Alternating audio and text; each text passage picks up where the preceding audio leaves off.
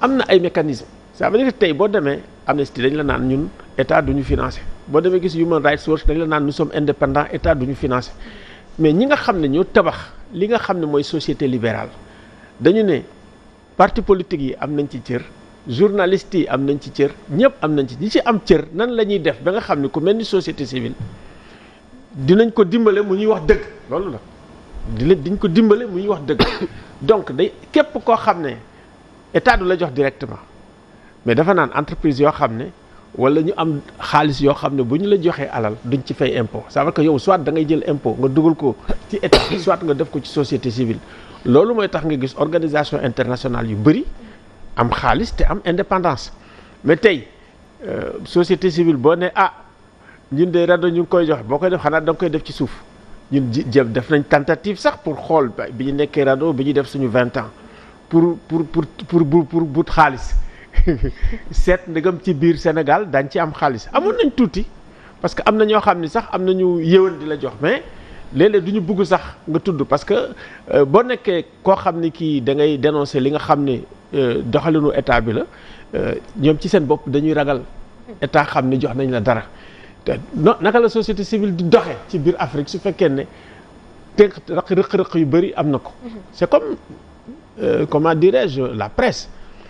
tey booy xool médias yi médias institutionnels yi mais yéen la du RTS donc médias institutionnels yi aussi war nañ leen jàppale parce que li ñuy def service public la donc loolu lu am solo la loo xam ne war nañ ko def même par exemple tey boo demee France dañ naan léegi bu fekkee ne comme médias yi da service public lañ te dañu am doole léegi publicité bi duñ ko joxati ñii nga xam ne ñooy institution état bi publicité bi na dem ci privé bi yooyu yëpp ci ay loo xam ne dañuy dimbale état bi parce que aussi média am na solo lool te doo gisee aussi suñu médias yi am problème c'est parce que aussi dañu précariser journalistes yi donc loolu tamit war nañ ci génne donc suñu xool boo xoolee politique dafa feebar société civile dafa feebar nga jël média bu feebar mais ça va société bu mel noonu mënul continuer foog waxtaan am pour ñu xam ku nekk li nga xam ne mooy sa cër ak li nga ne sa wareef ak li nga xam ne aussi mooy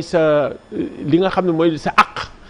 ñu jox la ko bu ñu ko defee société bi yëpp mooy doxandoo. voilà merci Khady ma lay nuyu di nuyu Alioune Tine di nuyu Fatou Abdou di nuyu téléspectateurs yi alors Khady mi ngi wax léegi société civile boo xam ne ni dafa far mu am ñu koy ŋàññi mais tamit dañuy wax ni société civile bi yu ci bëri surtout organisation internationale yu ci bëri dañuy nekk complice su philosophie occidentale yi par exemple su dee mbirum ñaari tur yi dañ koy défendre mais bu fekkee nag lu jëm ci mbirum ku faat nit par exemple ñu faat la ñu ne droit de l'homme waaw xam nga nit ki dafay dox ak ay principes yoo xam ne dafa leer nëbbaloo ko ci ginnaaw bu fekkee ne yow da nga ne ak yelleefu doomu aadama xam nga doomu aadama yàlla ko sàkk bu ko neexoon mën na ñii duma leen sàkk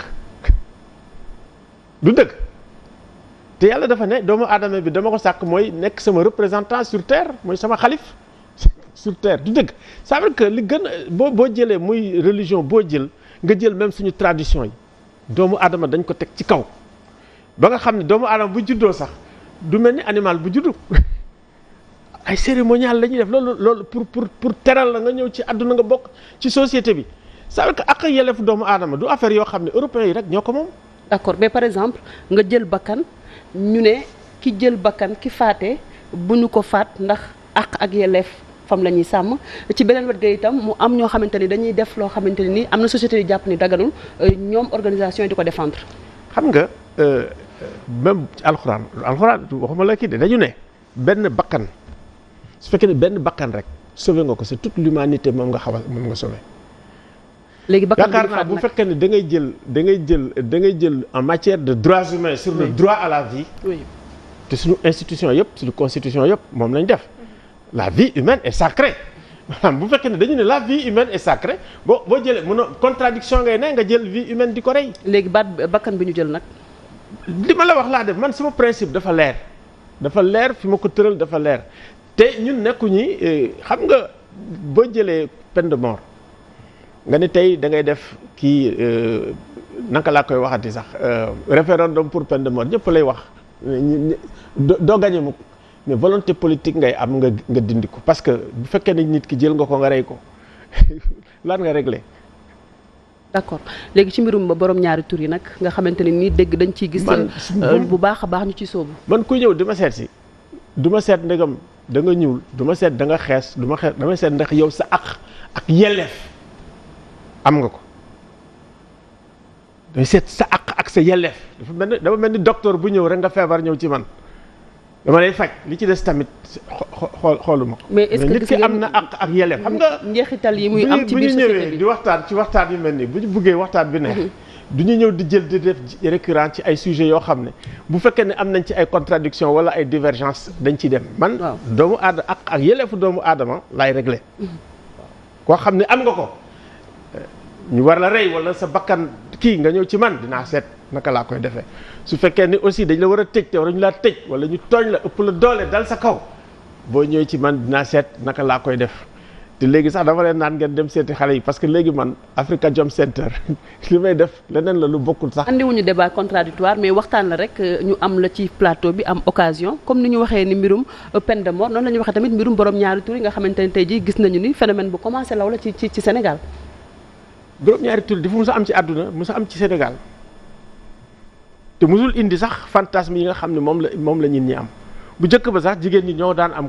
ku leen nekk seen wet di ko def man sax sawaruma di waxtaan ci waxtaan boobu mais man koo xam ne ñëw nga am problème mu ak yelleefu doomu aadama ñëw ci man dinaa seet nan laa koy faje te loolu ci la bokk. ma ne ku ñëw nekk doomu aadama laa wax man ak yelleefu doomu aadama lay toppatoo li ma wax leer na de. li ma wax dafa leer nañ boo amee problème mu ak yelleefu doomu aadama nga ñëw ci man nga ne ma dama am problème mu ak yelleefu doomu aadama toppatoo ma ko tax léegi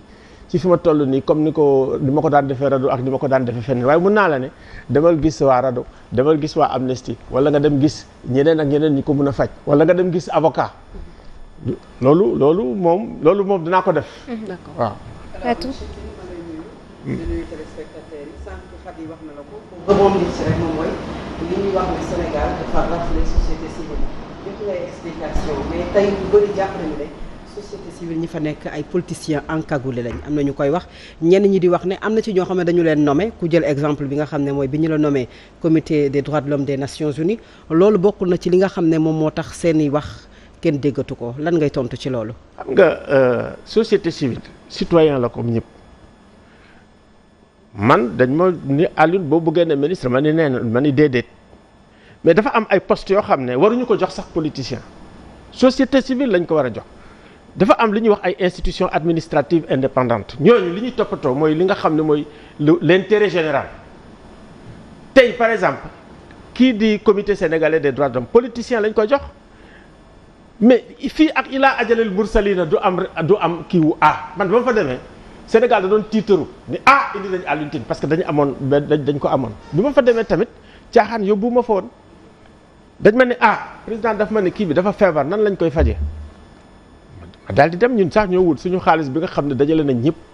ñu waxtaan wu yaatu ñu ne benn lii ngay def ñaar lii ngay def ñett ngay def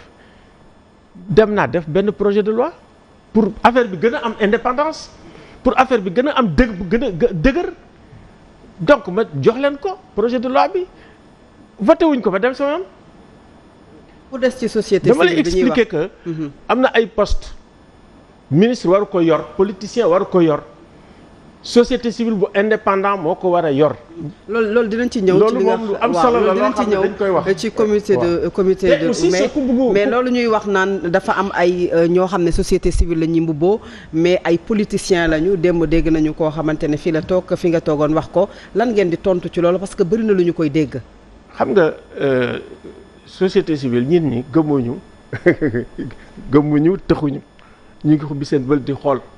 ku ci ne di société civile di tricher day feeñ parce que société civile. donc dafa am ñu ci nekk ñoo xam ne dañuy tricher. non mais ci àdduna yëpp ñëpp fépp am na ay tricheurs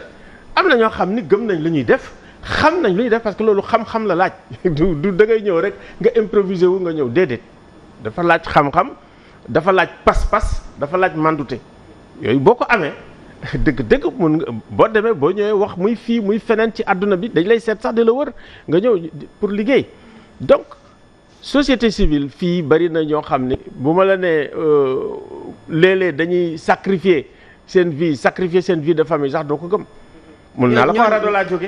jóge xam naa ko rajo boobu ngay wax gis nañu ne en 2011 presque toutes les rencontres de la société civile foofu la ñu koy defee ak feu Mouhamadou Mbodj ak yow mi nga xamante ne lu ci bari da nga ko daan fekkee mais léegi ndaje sax pour nga dégg ko ci rencontre africaine des droits humains bariwul moo tax laaj bi. am na. ba léegi am na moom kay mi ngi am la ñuy wax mais xëy na taxawaay bi moom moo des moo tax ñu lay koy laaj. ak sa tempérament. le tempérament Alioune Tine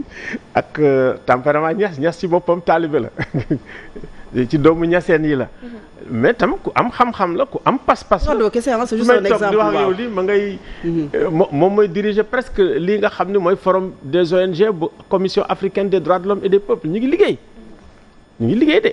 waaw mais ni ñu gisee woon Alioune Tine il y a de cela plus de 7 ans mu taxawoon bi ngi xam ne 23 juin taxaw nañu ne ticket présidentiel bi ak vice présidentiel bi mi ngi taxaw yow daanaka li nga xam ne dund nga ko ci askan wi yëpp gis ko gisatuñu loolu bokk na ci li nga xam ne jaaxal na Sénégalais yi aussi lan moo changé entre temps. waaw jamono day dox boo jëlee temps yi 89 en réalité 89 90 avec après la chute du mur de Berlin. ci la organisation droits de l'homme yi jóg société civile jóg am doole ñu leen di jàppale di leen financer ba pare ñu accepter leen parce que société civile boo gisee commission africaine des droits de l'homme di dox looloo tax góor ñeeg jigéen ñi bi ñu fay commencer ñun commission africaine dans les années 91 amul benn jigéen. tey jigéen ñee fa ëpp te ñoo koy diriger te loolu ñoo ko def dañu naan waa ana jigéen. donc société civile bi ñuy jëfee cour li ngay gis cour africaine des droits de l'homme ñun ñoo ko jëkk a drafté ci commission africaine donc dañuy liggéey comme tiwaltali da ngay am xam-xam am pas-pas am mandute léegi jamono comme ni ma la koy waxee rek dafay dox boo jëlee 90 ba 2001 xam nga ci la am le World Trade Center. oui ci la ñu commencé la lutte contre la ñuy wax le terrorisme. bu njëkk ba nag bi 89. ba ay 2001 boo jëlee droit de l'homme moom moo nekkoon vraiment le naka lañ koy waxati sax le paradigme au niveau des li ñuy wax les relations internationales ak yelleefu doomu aadama moom moo newoon pas-pas bi moo doon lié nit ñi 2001 ak léegi terrorisme nag bi mu indi na jiixi jaax muy Amérique ay lois yu bees yoo xam ni c'est des lois yoo xam ni dafay baaxul ci état de droit baaxul ci liberté fondamentale yi gis nañ ko France nga xam ne ay état d'urgence la ñuy def. waxuma la nag Afrique parce que man Mali laa ne di liggéey. donc terrorisme boobu ak situation bi nga xam ne moom la indi ci àdduna bi ak jeexi jaaxa indi na ay mutation yoo xam ne ay mutation yu bees la yu bëri. mais tey bu ñu doon def tey ab xayma ci M23 tey. lan moo des ci M23 M23 dee na. bu weesoo siège bi moom mi ngi fonctionné ba tey. non M23 dee na. Et puis c'est normal. oui c'est un peu normal ni mu demee woon. M23 du ay société civile rek. dafa amul lu ko taxoon a jóg ak ay société civile ak parti politique la. tout à fait. te société civile bi moo ko créé moo am doole ji moo jël pas-pas bi ba dem léegi nag xam nga day indi li ñuy wax fiire. fiire maanaam politicien dañuy fiire. waaw man bi nga xaw ma ndax fi yéen a ngi fàttaliku bi ñu demee ba ni suba la élection yi man ci lañ ma taal xaw ma ndax yëglu ngeen émission boobu. la taal maanaam expliqué. mais ñëpp a commencé dal sama kaw Alioune Tine lii Alioune Tine la et cetera mais parce que aussi Alioune Tine amoon na leadership boo xam ne il faut que ñu wàññi dooleem wala ñu rey ko ba pare seet nan la ñuy def. te pourtant man bi ma ñëwee M23 bi ñu ne Alioune da ngay dem toog ci table bi nga ne kii mooy jël ministre ki ma ne man ministre intéressé wu ma. ku bugg dem na nga dem ci laa jóg man dem Burkina Faso. amoon na ay bakkan yu des ci M23 ci manifestation yu amoon yow mi tamit tuuti moo des sa bakkan des ci alors ne serait-ce que pour bakkan yooyu wadd rek jarul woon M23 boobu di wéy ba léegi.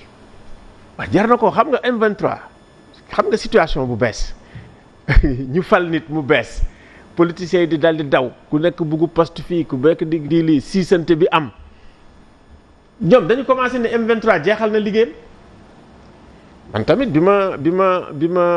demee ba xam tamit man sama liggéey jeex na maa ngi dem def leneen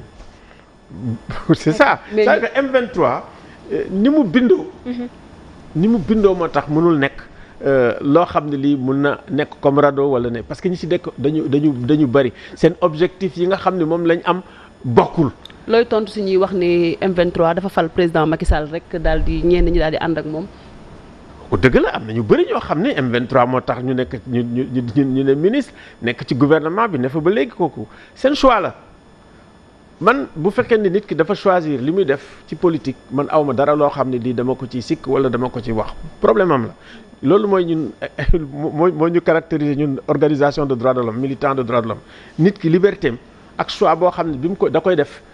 en toute conscience mag la mais problème am la. mais li ñu doon xeex kon est-ce que dëgg la woon si ñoom bu ñu gisee tey yenn actes yoo xamante ne ni am na tey ñu koy dénoncer ni nguur gi daf koy def. mais am na ñoo xam ne dëgg la ci ñoom ñu ngi ci ba tey ak ñoo bëri waa M23 yoo xam ne mën naa la leen citer nga xam ni li ñu newoon démb ñu ngi ci ne ba tey. mais yow mi nga xam ne ñi nekk ci nguur gi en fait je veux dire ñi ànd ak Macky Sall nii foofu laay waxee quoi. ëpp ñu au contraire même ñi ne ci nekkoon ci Macky Sall nekkoon au niveau du M23 ña ngay jooy. yow mi nga xam ne dañu la nommé woon ci comité des droits de l'homme wax naa ko sànq. mais bëgg naa nga ndax vous n'êtes pas redevable aujourd'hui au président Macky Sall. je ne suis pas redevable au contraire. non attends quand même man xam naa sama bopp. maanaam xam naa sama bopp ça veut dire que boo ma fa tegee dama lay liggéeyal liggéey bu baax. ça veut dire que Sénégal dañu war a jël ñi nga xam ne xam nañ li ñuy def. mën nañ li ñuy def bu fekkee Sénégal mën na dem ñu teg leen ci poste yi nga xam ne wala ñu fa war a teg. man fi ñu ma teg dama ko mën. ah non dama ko mën moo tax ma laajte foofu mënoon naa dem ni man de bëgg naa ministère nangam wala jox leen ma li man ne lii laa mun xam naa ko. parce que lu mat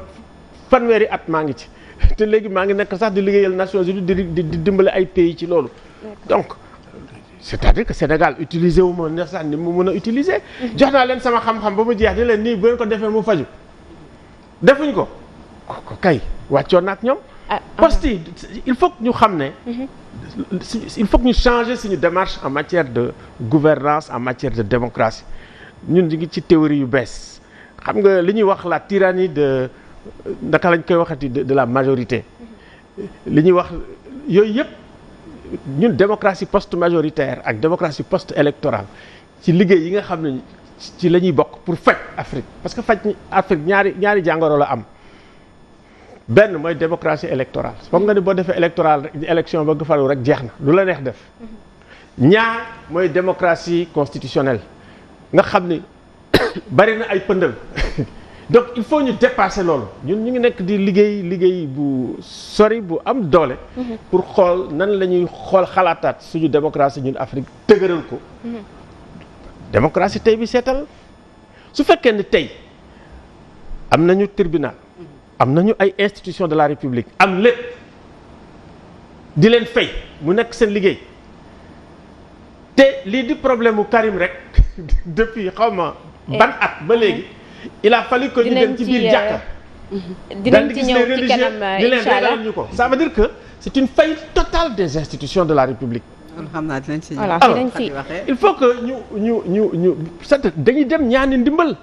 voilà donc ma dernière question ci sujet bi balaa ñoo dem ci leneen ba tey ci doole bi nga xamante ne société civile ñu ngi gis ni ko daf koy ñàkk est-ce que jàppoo ni que 2 points bokk na ci benn bi di avènement réseaux sociaux yi nga xamante ne ñoom itam dañuy am doole bu baax bi ci des le fait que comme Dimet ni mu ko doon wax ñuy leen di gis ngeen di défendre borom ñaari tur yi ci réew moo xamante ne diine yi fi nekk yëpp dañu ko dàkk sachant également sànq yaa ngi koy wax que yàgg nañu bokk ci suñu société mais avant c'était des gens qui faisaient rire mais maintenant am nañu doole boo xamante ne ba même dañuy dem bay utiliser ay influenceurs donc est-ce que loolu également bokkul ci li xaw a xajamal image bi société civile am Sénégal. man de li ma gis du gisuma seen doole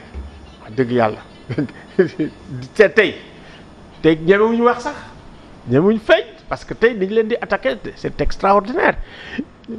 ñi leen di défendre sax ñemewuñu ko def. feeñ nañ de am nañu gën a. waxee na yéen a leen gis man comme toppatoo ma yooyu peut-être du ma leen gis waaw. d'accord mais li ma wóor mooy du loolu. parce que problème bi dama lay wax ni société civile africaine tey la ëpp doole xoolal li xew Algérie ñan la Algérie. mais xale yi la xool li xew Soudan lan la mais bu ñu ñëwee fii ci Sénégal non dafa ndànk rek bu ñu ñëwee fii ci Sénégal xam nga ci bi ñuy wàcc élection présidentielle yi amoon na société civile boo xamante ne ni demoon na palais rencontrer le président de la République pour ngir ñu waxtaanee ci mbirum parrainage bi après gis nañ bi élection yi passé ak coowal parrainage bi ñu ne société civile boobu noonu tey jii ñoom ba ñu demee war nañoo wax président de la République ni ko parrainage bi na ko bàyyi au lieu que ñuy wax ni nañu seet fu ñuy saafara ak fu ñuy def. Adjaratou rek il faut nga informer wu man ci laa bokk. waaw man ci laa bokk. maa ngi informé bu baax moo tax ma jëkkee dem. oui. loolu parrainage sax bi ma jëkkee gis président parrainage sax yóbbu ma foon. d'accord pour yow nga wax. ma waxtaan ak président ci mbiru réew mi. oui. ma waxtaan ak président ci mbiru réew mi mu ne ma Alioune mu ne ko naam mu ne ma demal nga jéem a waxtaan ak ñoom ñu seet nan la ñuy def. d'accord pour ci parrainage bi. ma daal di dem commencé waxtaan bi. ma ne ko nag léegi da ngeen di téye projet de loi bi ba ñu waxtaan ba d'accord ci dara. téyewuñu projet de loi bi noonu la affaire bi yàqu. ñëw naa ci plateau yi sax wax ci li ma ci xalaat. d'accord kon boobu la jëkkee dem mais amoon nañu bi nga xamee ne nag aussi xam nga élection bu amee. tu sais boo nekkee société civile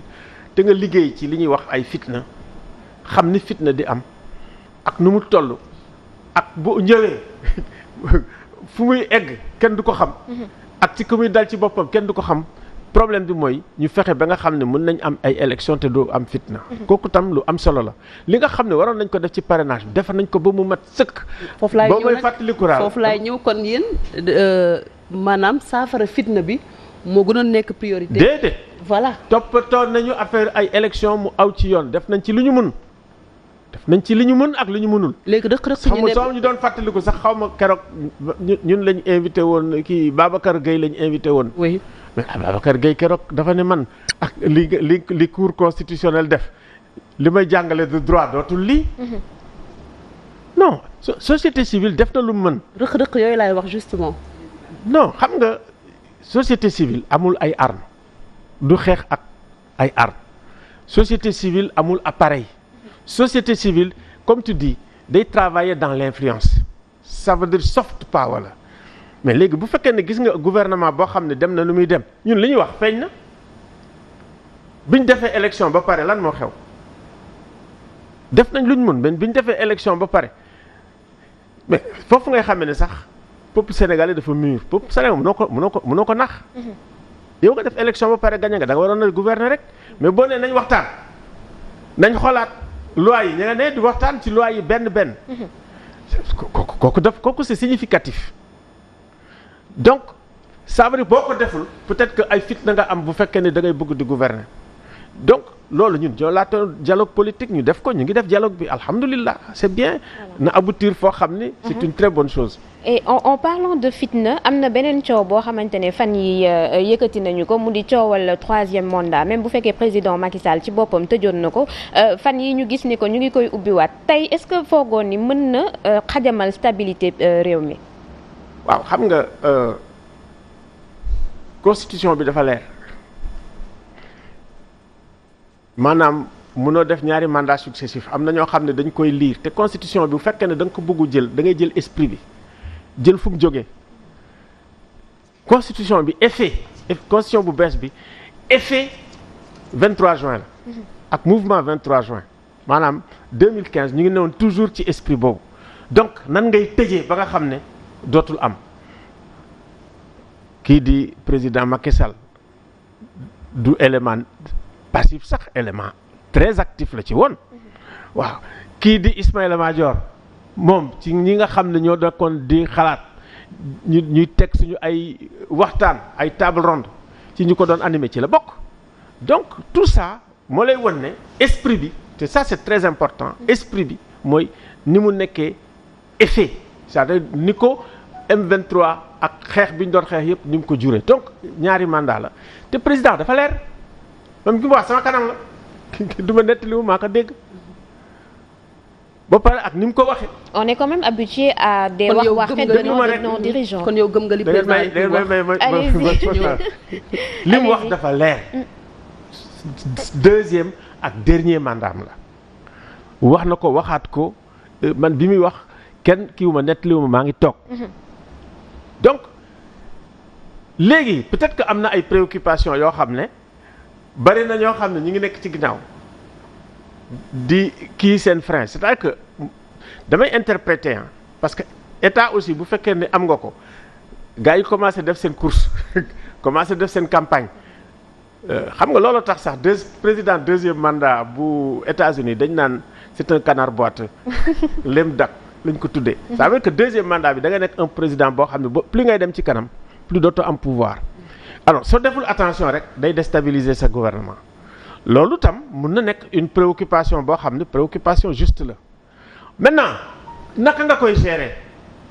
c'est ça le problème par exemple l'histoire de Sori Kaba ni mu ko gérer de mon point de vue maanaam waa ji wax rek le lendemain ñu ni tak dagg ko ça tu fais de ce problème là presque un tabou ça veut dire que léegi wax boobu day ne wax boo xam ne tey lay gën a ëpp solo. interprétation yi tey la ñuy gën a ëpp solo.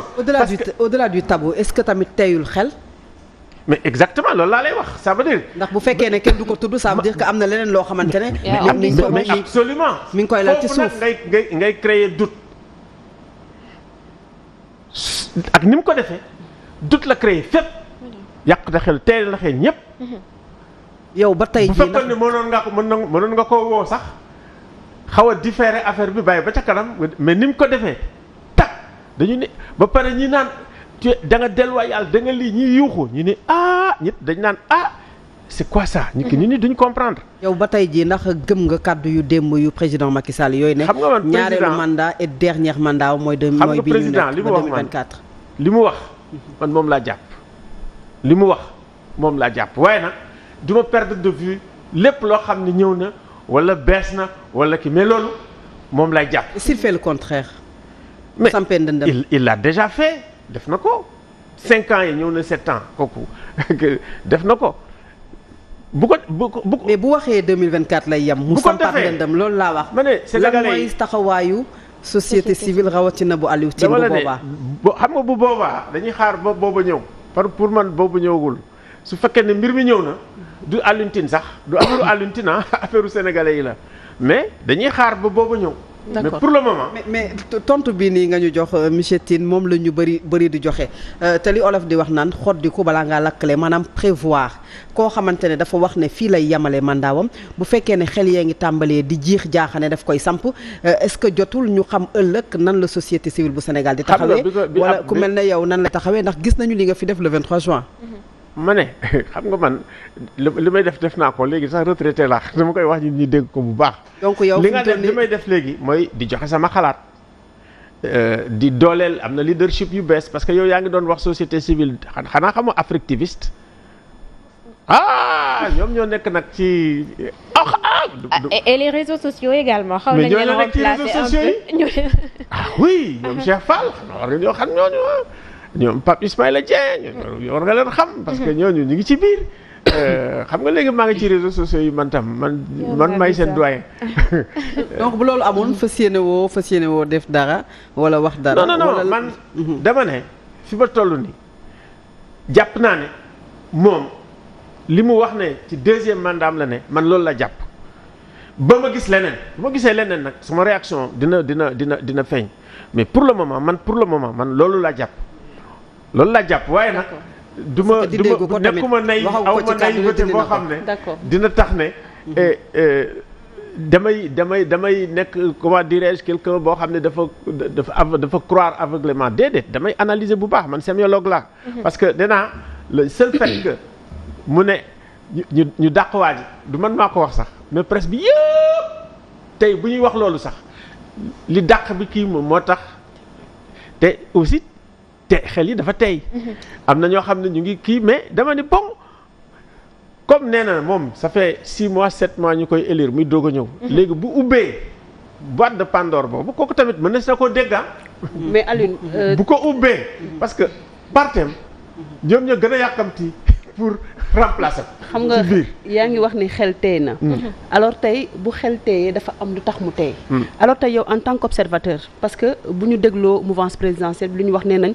coowal 3e mandat dafa teel mais yow en tant qu'observateur est-ce que réellement coow li dafa teel. non man li ma wax mooy su fekkee ne da nga ko jël def ko espèce su secret boo xam ne ku ko laal ñu dóor la mën nañ la ci da lay sonal sax parce que ñun ñi dañuy nekk di ko mais soo ko banaliser xam nga bu fekkee ni fii c'est une dramatisation de la gestion du troisième mandat. mais yow si sa gis-gis est-ce que jàpp nga ni tey jii lii teel na c'est un débat prématuré wala débat boo xam ne dañ ko war songu léegi lijjanti ko dóor ko mu daanu. xam nga dégg li ma la wax man nee na moom du ko ne du dëgg bés boo xamee ne loolu mu wax teggi na ko parce que troisième mandat gisoo sama analyse yi dama ne tey troisième mandat bu fekkee ne da nga ko jël pour nga forcer ko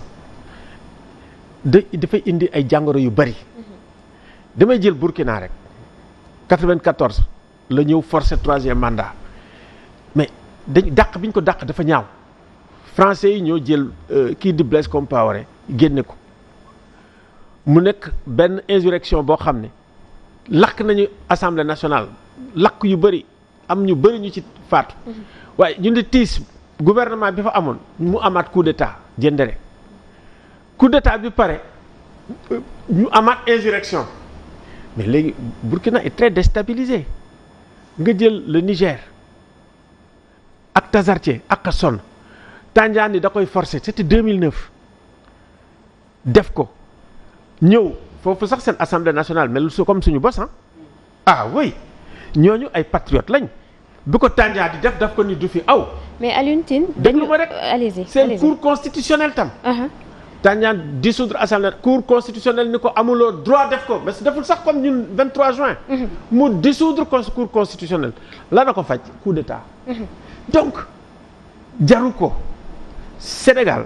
tey seen culture ak seen ancrage ak seen dox parce que Sénégal depuis le 18e siècle la ñu commencé di def ay politique fii dans les 4 communes c'est incroyable Afrique yëpp amul. su weesoo loolu mu wax moom le président Macky Sall ndax tey yow jàpp nga ne am na droit bi. droit wu amul droit bi amu ko il n'a pas le droit à un troisième mandat non seulement la constitution est claire mais c'est damay wax suñu récit xam nga ñun dañu am récit démocratique boo xam ne bu fekkee ne da nga koy jël boole woo ko ci lecture constitution bi doo comprendre dara doo xam sax esprit bi. c'est pour ça que ma ne constitution bi ñu am c'est l'effet 23 juin. boo ko jëlee effet 23 juin ça veut dire 23 juin dafa invalider type d'assemblée nationale bi nga xam ne sax amoon nañ ko. ça veut dire que normalement waratuñ woon sax am assemblée boo xam ne nii la mel. dañ ko invalider donc bu fekkee ne yow tu as une intelligence politique doo répéter li nga xam ne dal na président Wade ba pare dal encore ay président yu bari ñu gis ko fi. En Afrique on voit que ñun du ñuy tirer ay leçons ci li ñu histoire di wan gis nañu également que suñu ay gouvernants fii ci Sénégal tàmm nañ waxeet et que est-ce que constitution bi même leer na comme ni nga koy waxee est-ce que premier mandat président Macky Sall ci bii la commencé wala ci 7 ans bi nga xamante ne moom la jeexal la commencé. parce que juriste boo laaj mu ne la du ma ci wax. non juriste yi am nañu ci wax. ñu ci bari ko ci laaj mu ne la du ma ci wax donc il y a le clair obscur en fait ci mbir moom Babacar Gueye bi ci wax man d'accord ak moom li mu wax ni clairement que ni li mu gis moom tey jii président de la République mën na xëy suba laaj 3e mandat. ma ne d'accorduma ak moom yàgg naa wax loolu. lu tax li tax mooy boo jëlee constitution nga jël texte bi nga lire ko man sémiologue laa nga lire texte bi ñoom dañu naan waaw il a dañu def 5e mandat. ba pare daal di def nul ne peut faire deux mandats successifs. mais foofu lañ ko tëjee. kon vérifié nañ ko. mais bu baax parce que nee nañ am na ay non seulement da nga jël texte bi. mais da nga jël hors texte bi. parce que boo jël kenn texte bi rek nga jël te jëloo hors texte bi juum nga. du fekkee ne aussi da nga jël nga texte bi te jëloo esprit bi juum nga donc ñiy wax ne mun na def beneen mandat man jusqu'à preuve du contraire nekkuñ ci yoon. amul doute amul dara affaire bu leer la. amul droit moom ci boppam wax na ko xam na ko maintenant li ngay wax ni am na limitation de mandat xam nga ci suñu ban kii la njëkk a nekk suñu constitution 63 Senghor a ko njëkk a def parce que mu ngi doon jéem a def comme kii mbir mi neex nguur dafa mel ni drogue Senghor ci boppam moo wax loolu nguur dafa mel ni drogue accro 70 mu génne ko 91 ñu dugalaat ko bi ñu defee suñu kii consensuel 98 kii dindiwaat limitation de mandat Abdou Diouf 2001 ñu dugalaat ko donc ba tey génnewuñ ko. donc léegi dañu war a nag léegi nga màgg xam nga nag mënuñu continuer di am ay élite politique yoo xam ne dañu mel ne xale bu ñu amee seen poupée maanaam seen état day mel ni duñ ko mën a bàyyi foog nga foqati ko seen loxo. xam nga li ñuy def 23 juin presque foqati la. waaw donc bul xaar ba ñuy foqati nguur gi sa loxo donc loolu moom la ñu war a moytu. te yaakaar naa ne du ko def. d'accord yaakaar naa ne moom ci boppam. il est un membre actif du M23. nee na du ko def man loolu laa jàpp ba tey. ñi ngi tripatouiller constitution bi comme ni nga ko waxee kii ñëw xool mu mel ni bëgg nguur mi ngi ci mais est-ce que tey jotul fi ñu toll tey c'est vrai que mënuñu comparer Sénégal et États-Unis mais est-ce que tey jotul fi ñu toll tey ñu am loo xamante ne ni ñëpp a ciy tënku ci constitution bi muy bépp président bu fi ñëwati dootoo ko laalati. xam nga problème mooy doylu. problème soxlawul sax xam nga mën nañ ba ñàkk bañ sax am constitution. waaw mais comme doylu amul tamit il faut ñu ut ay solution. non moom laa wax. xam nga fii li may wax régulation par la catastrophe. toujours moom la ñuy def saa dañu amee catastrophe ñu doog a ne nañu xool nan la ñuy defaat nan la ñuy tëggaat. boo gisee ay conférence nationale yëpp ay catastrophe mooy am mooy ñëw guerre am wala xuloo bu metti am wala xeex am ñu reyante rey yu bëri ñu commencé jubale ñu daal di donc. loolu matadi la. waaw pour nga mat nag il faut que tey ñu xam ni Sénégal màgg na sénégalais yi màgg nañ seen culture démocratique màgg na seen culture ci ak yelleefu doomu aadama màgg na jàng nañ li xew ci àdduna bi bés bu ne ñu xam ko ak fu mu xew ci mënti xew ci àdduna bi. loolu bu fekkee ne jàpp nga ko di nga jàpp sénégalais yi nawle waaw parce que foog ñii nga xam ne ñoom ñoo nekk ci nguur gi ñu jàppe sénégalais yi nawle. waaw bu ñu leen defee nawle. yaakaar naa ni du am problème am na yoo xam ne mën nga ko foye mais am na yoo xam ne comme kii nga xam limitation de mandat kooku da ngay fragiliser état da ngay indi instabilité politique ba pare indi ay problème de sécurité parce que bu ngeen demee ba xeex am ci seen biir rek ci la djihadiste yi di ñëw dugg donc il faut que loolu ñu moytu ko gis nga Mali bi ñu nee 2012 président bi da doon wax ne day def constitution bu bees alors que dafa waroon a dem 3e mandat am la woon ci boobu nag ak jaxasoo boobu ci la guerre bi am coow li am fa tey gis nga Mali ñu ngi ci bugg génn te mënuñ ko kon nag ñun suñu sécurité nañ jaral suñu bakkan sécurité ak stabilité amul njëg te Sénégal sécurité ak stabilité moom lañ ko amal donc ay affaire aventure 3e mandat nañ ko teg fin mais en même temps comme président nee na dafa bëgg liggéey ñu coow li ak pëndal bi da ko yàqal liggéeyam vraiment ñu xaw cee mandu mais 3e mandat dafa leer amul moom ci boppam wax na ko suñu texte yi leer na man ne naa gis nga constitutionnel droit constitutionnel ak droit ci boppam mais c'est du science exacte mandute ak doylu ak xam-xam ak dégg-dégg waaw xam nga dégg-dégg dafa am solo waaw mais bu fekkee ne dañ ciy dugal ay affaires yu procédure ak yooyu yëpp dafay pëndal rek mais suñu constitution dafa leer texte bi ak hors texte bi boo ko boolee nga xam ne liy indi texte bi